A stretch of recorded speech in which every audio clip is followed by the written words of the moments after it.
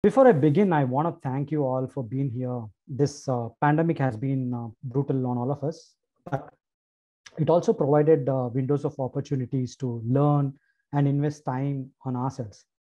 So thank you for taking some time and attending this virtual conference and being here. Visualization 101 here, basics really, for the next 30 minutes or so. The what, the why, and the how. When I started to gather my thoughts around database to begin my work on this presentation, I wanted to unlearn and relearn some of the core fundamentals. Even though I have been a product designer in my previous roles and I've been designing and managing products for over 10 years, I don't think I have touched all the depths of various layers of data Viz has to offer. Layers from cognitive science perspective to understanding the fundamentals of data itself. So I'm going to approach this from a very beginner's mindset, and also from a mindset of finding better explanations. And I'm going to share my learnings with you all. I have three simple goals to cover in this session. One is, what is data visualization? Why do we do it? And how to do it well? I'm going to talk about basic principles, heuristics, thumb rules, and examples. Simple, comprehensible, and possibly reproducible ways of database. And post this presentation, I'll be available on the Slack channel if you have any questions or so. Let me quickly introduce myself again. I'm hello world from wherever you are logged into this session. I'm Naren Katakam. I'm a product and design principal at ThoughtWorks Singapore. I work and bring value at the intersection of product design and data, sometimes on one, sometimes in a combination of these three. My perspectives generally come from these three bubbles that you see here: product, design, and data. Let me begin this presentation with this quote from John Bon Jovi. No, I don't claim to be a wise man, a poet, or a saint. I'm just another man who's searching for a better way. And that's exactly how I wanted to approach this presentation, with a beginner's mindset, like I said, and also to find better explanations if I didn't find better explanations, if I'm not satisfied or happy with a particular concept, I wanted to find better explanations. And my journey is a document of all that. The what? Let's start finding that better explanation thing with the definition of data visualization itself. How do we define data visualization? We all think we know it, what it means, because it's kind of implied in the name itself, data viz, data, and then visualization. But what does it really mean? I looked everywhere for a good definition that could succinctly explain to me what data visualization means. And I looked everywhere and I found definitions like data visualization is a representation of data or information in the form of charts, diagrams, pictures, and even Tableau talks about a similar kind of a definition. The best definition in my search, I landed on this book from Edward R. Tufte called The Visual Display of Quantitative Information. In this book, Tufte defines data visualization as an effective communication of complex ideas with clarity, precision, and efficiency. If you look, he talks nothing about charts, diagrams, pictures, images, nothing. He talks about data visualization from first principles point of view. And to me, this succinctly defines what it is about.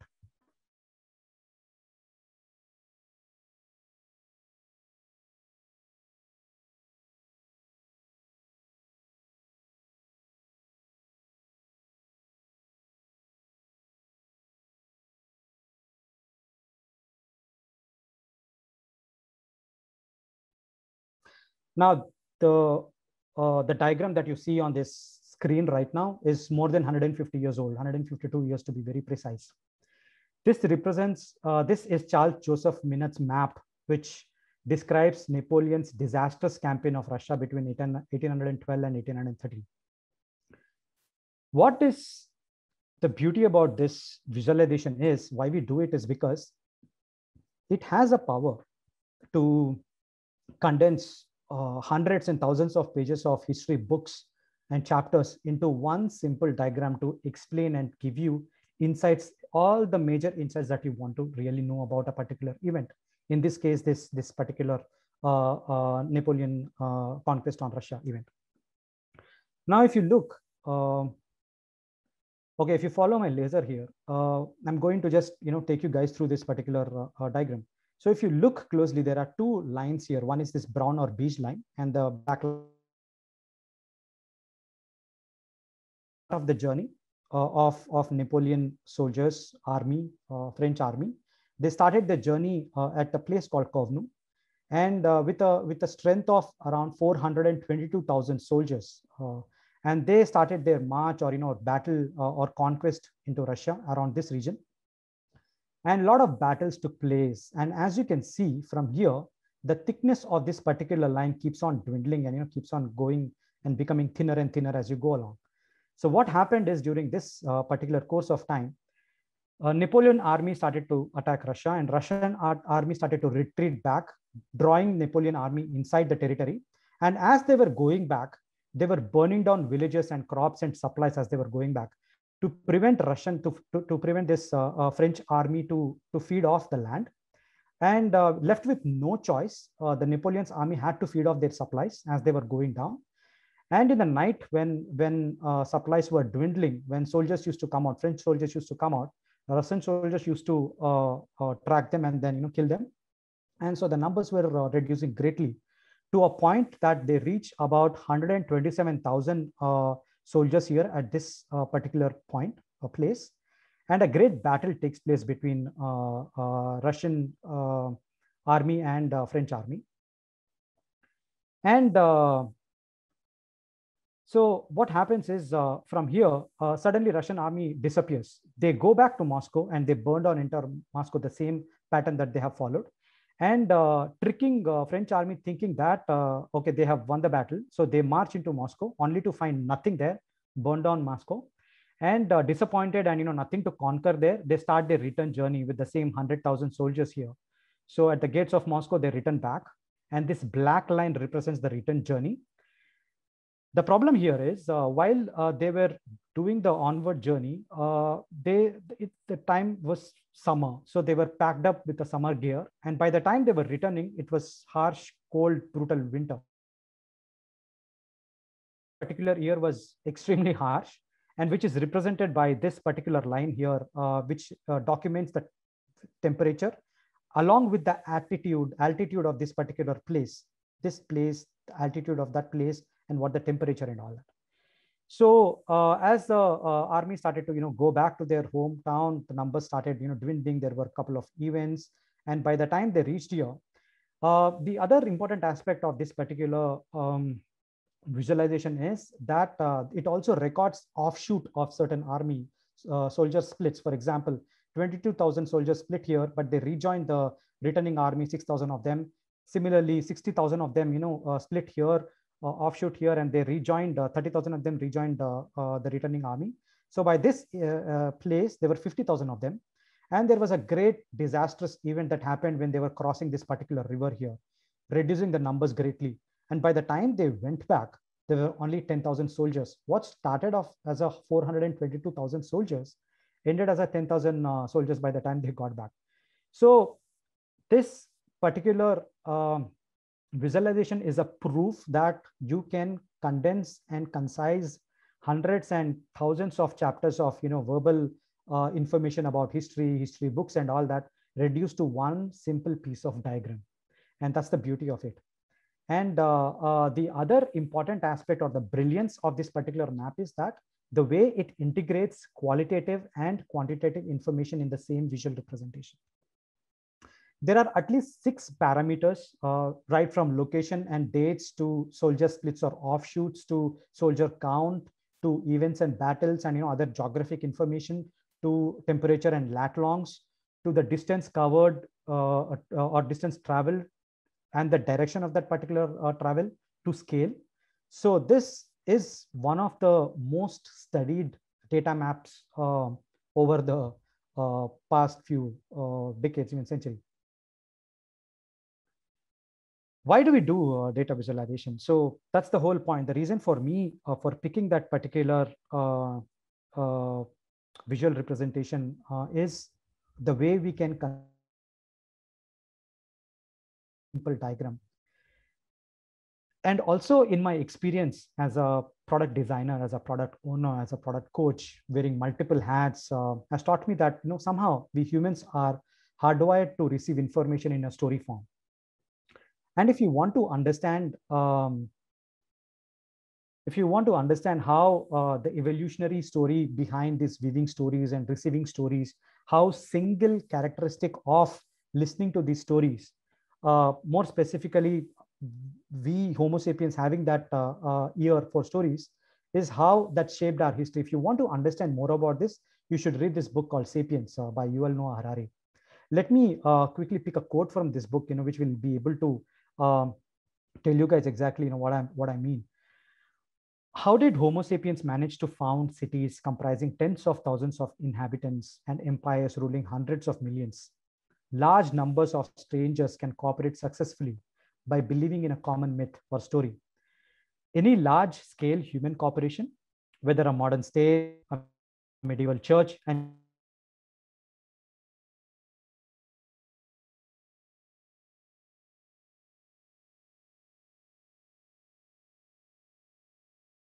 the point is, if you have a narration around what you want to communicate, it turns out we are hardwired for that stuff. Amazing insights of how we have been shaped the way we are right now. And that leads us to the next slide, data visualization continuum. If you look at the process of data visualization at a very macro scale, and I'm calling it a continuum, and the goal of this continuum is to transfer the data which is in inaccessible form on the left side of the screen by this communicator, visualizer, designer, analyst or manager, whoever you want to call. For the simplicity sake, let's call communicator. The process of taking that inaccessible information, understanding the context around that information, sometimes from the data, sometimes outside the data, taking all that, forming a self-referential frame around that. How do I, as a communicator, perceive this particular information? What does it tell me? What is the missing context here? What is the context here?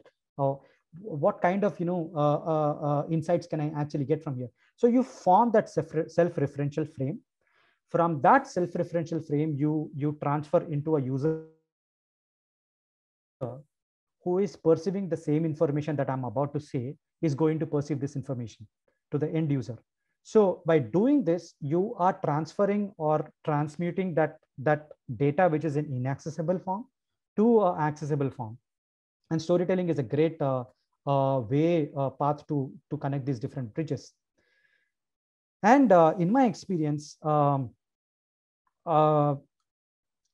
where the ball gets dropped here is when a communicator who is in a self-referential frame forgets to shed that particular frame and enter into a user-centric frame and continues that path and tells the story from his point of view.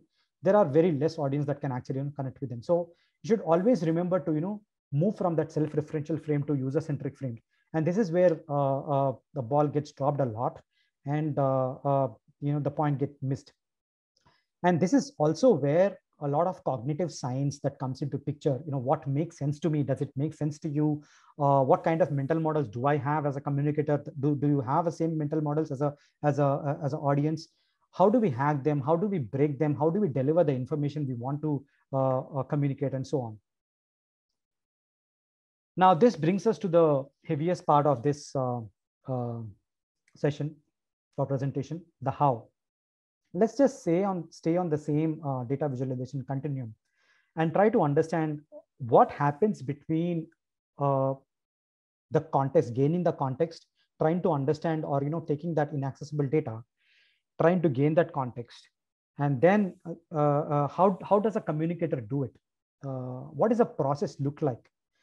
And this is where Cole Nussbaumer-Knaflich's book, Storytelling with Data, provides an excellent bridge with respect to storytelling and how to use numbers.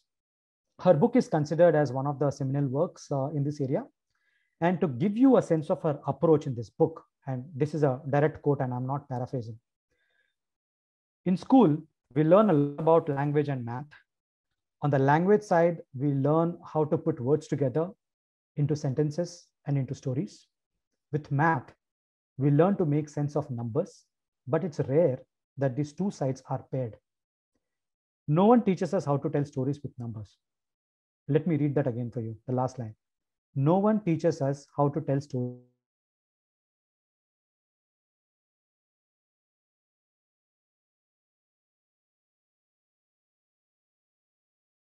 How does that process look like?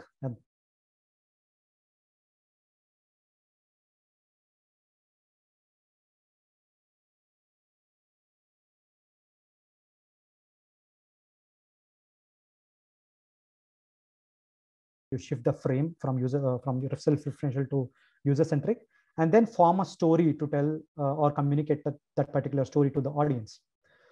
Book also talks about think like a designer as a fifth step, but in my opinion, I think you have to think like a designer throughout the process to benefit most of this particular process. And I'm going to go into each of these steps at a very high level. Step one, understanding the context. In marketing, there is a term that is used a lot, which is content is king. If content is king, then context is God for data and data visualization.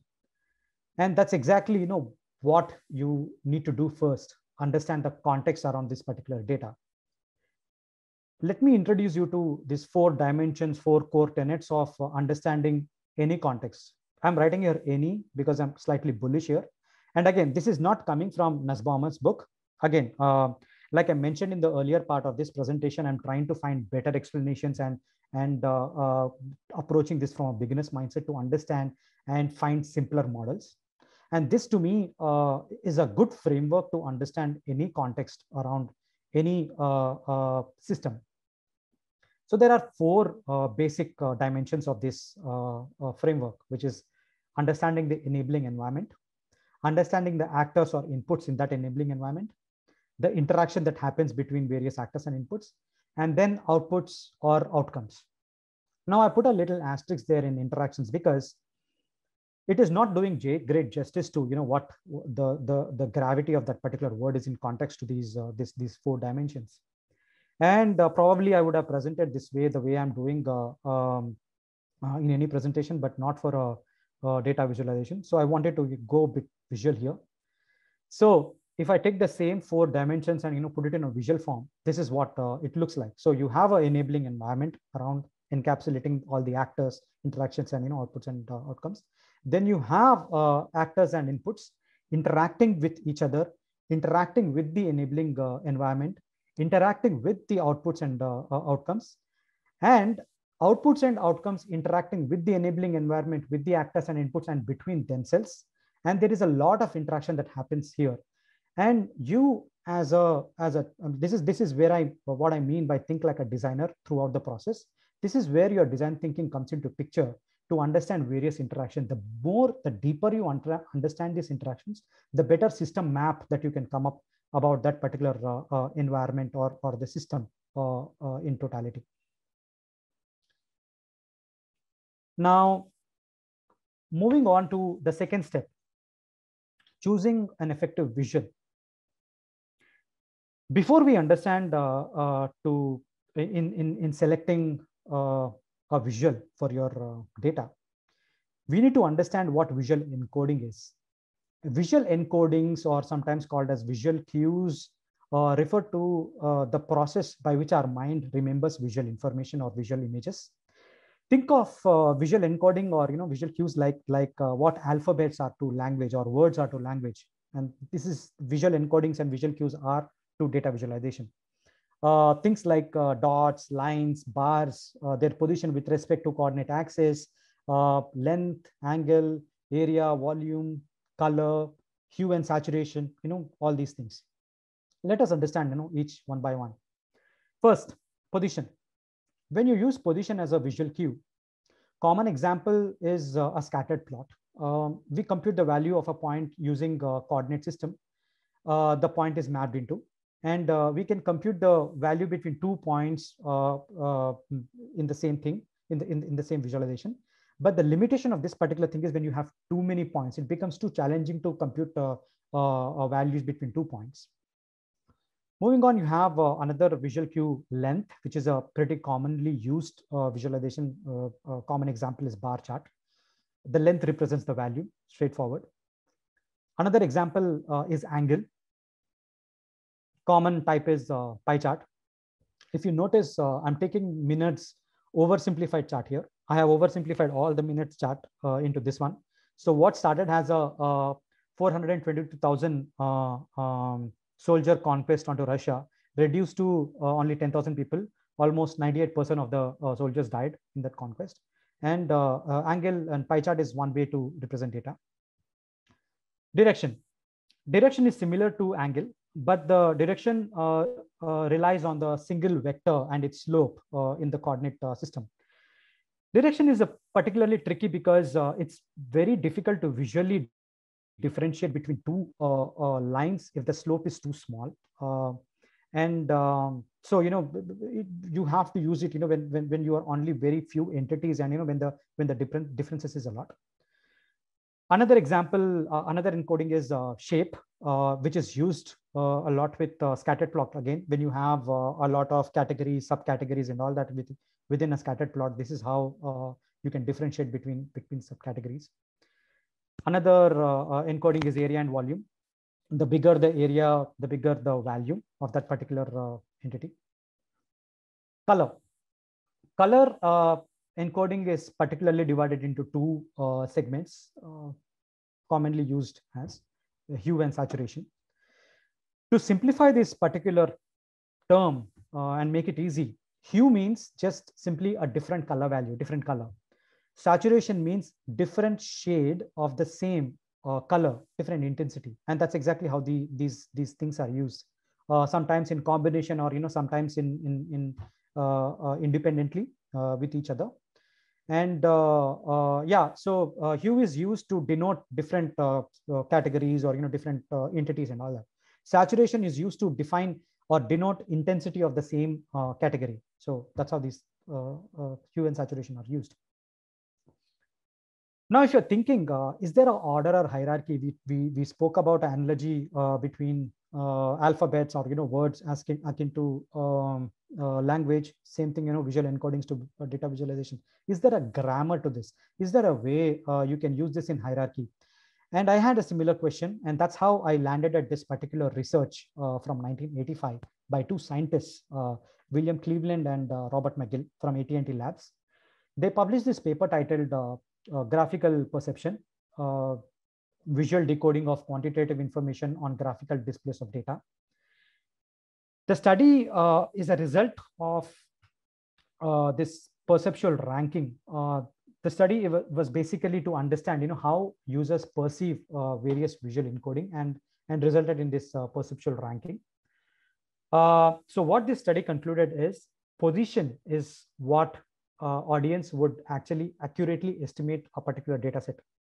Then comes the length, then comes the angle, then comes the direction, then comes the shape, then area and volume, and then color. If you want your audience to make very general estimates and all that, that is when you should be using hue and saturation, the colors more. And if you want your audience to enable them make accurate estimates, that's when you should be using position, length, and all that towards the left side of this ranking.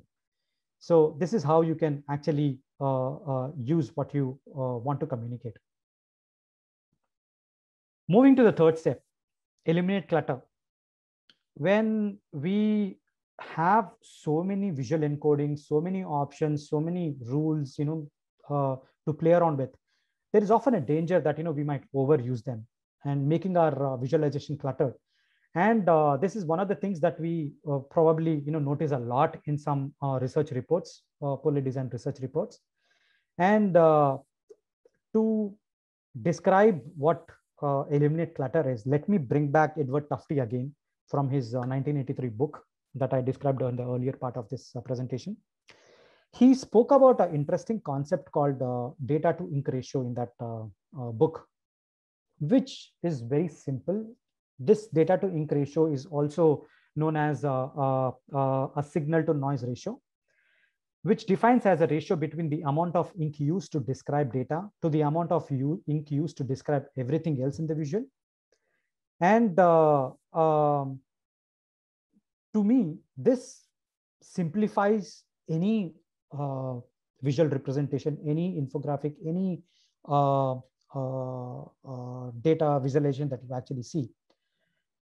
Now, the simple thumb rule here is the higher the data to ink ratio, the better the visual will be.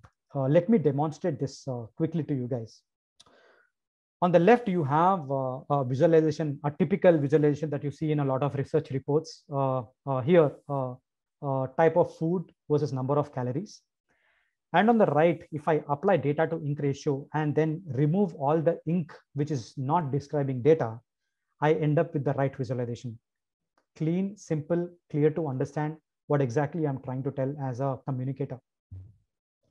Now, if I can geek out a little bit and go into deeper details of really calculating the data to ink ratio and converting all of this into pixels. So if you take the left side as 400 by 670 pixel and go about finding pixels for that particular data and all that, I end up with a data to ink ratio approximately around 0.234. And on the right side, I haven't used any other ink to describe any other thing other than data. So the data to ink ratio is 1. So the right visual is better visual from the fundamentals. Now, I don't advise you guys to go ahead and pixelize all the visualization and all that. This is just to demonstrate how data to ink ratio, a quick eye test could actually help you understand what this means is how to use ink when you're describing your data. That's all. Focusing attention, the fourth step. Now, while the previous step is about decluttering information, this step is about focusing on certain aspects of information. Again, I go into giving you a couple of framework and heuristics and thumb rules here. Introducing pre-attentive attributes. These are basic heuristics that you can follow, a user or a communicator can follow to draw visual attention of the end audience, of the end user. You can draw attention based on orientation, shape, length, width, added marks, size, color, spatial position, curvature, enclosure, or singular of this, or or combination of some of these. Depends on again, not doing overboard, not going overboard. So we can use this to simply make certain aspects or focus your users on certain aspects of data. Let me demonstrate this very quickly. So on the left side, you see a bunch of numbers, but if I really want to highlight 2, I can just use color here to accentuate that. And again, if I want to make only category 2 jump out of the remaining other categories, I can use, or you can use different brand colors or different colors which represents different values or something. Bringing it all together in step 5. I've introduced the importance of storytelling in the beginning of this presentation, in the middle part specifically, how we are hardwired to receive information. Now, after doing all that information, after understanding encodings, picking up your visuals, understanding context, understanding various heuristics and data to ink ratio and all that, it boils down to how can you shift a frame and then talk to the users in the way they will understand the story or the narration or the insights that you want to deliver. And this is where storytelling basic foundation or building blocks of storytelling is important. So there is this 3 parts, or commonly known as a 3-act structure: the beginning, the middle, and the end of a story. Although every story follows a 3-act structure, need not follow a same kind of a tempo or a narration.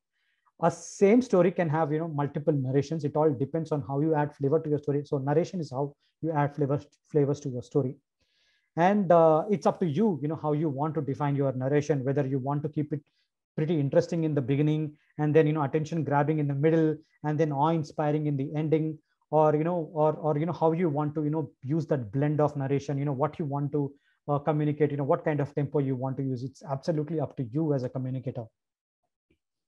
Now, for example, pertaining to this data visualization, in the beginning, the first thing you do is introduce the plot, introduce the problem statement, build by building the context, understanding the assumptions behind that context, addressing the initial objections the audience might have. This is all Act 1.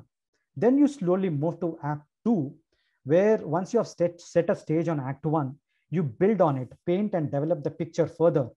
And paint the picture with what could be scenario, what could happen if this happens, what could happen if that happens, kind of a scenario. And then you retain audience attention in this part, and slowly moving to the third part, which is the end part, the conclusion. And you conclude it with a strong call to action, making it totally clear to the audience what you want them to do.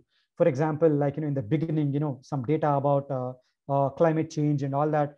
What happens if we continue on the same path, the middle section and all that, and what we should do if we want to avoid such kind of scenarios and all that, in the end, strong call to action. That's how most of the climate change or global warming kind of campaigns around data revolve it, 3-part structure.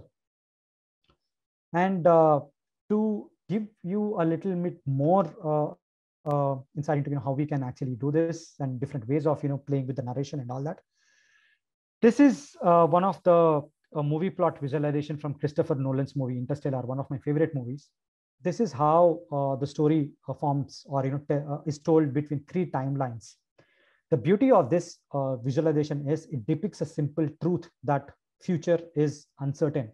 It shows across these 3 timelines, and that loop in the middle beautifully describes how time travel happens in that particular movie. And then you go to a different timeline, otherwise the original future is bleak and all that. So pretty interesting and beautiful way to show or tell a story. Here is another visualization from my own work.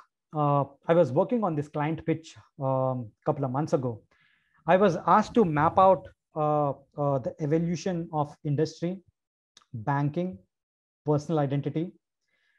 For me, when I was doing my research on all these 3 things, I was uncovering a ton of catalytic events across these different industry sectors. In the events that actually made or pushed the entire category into the next zone, 2.0, 3.0, and 4.0. And I tried to anchor all of these narrations onto a singular timeline.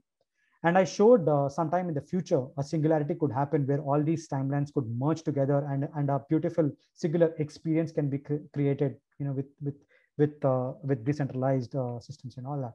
And that was the part of the story. So this is how you can bring various aspects of a lot of research. You can synthesize all of this research into one singular slide, and you can show and talk through various data points that you want to talk through. Coming to the end, let me end this session with this particular quote from Ben Schneiderman.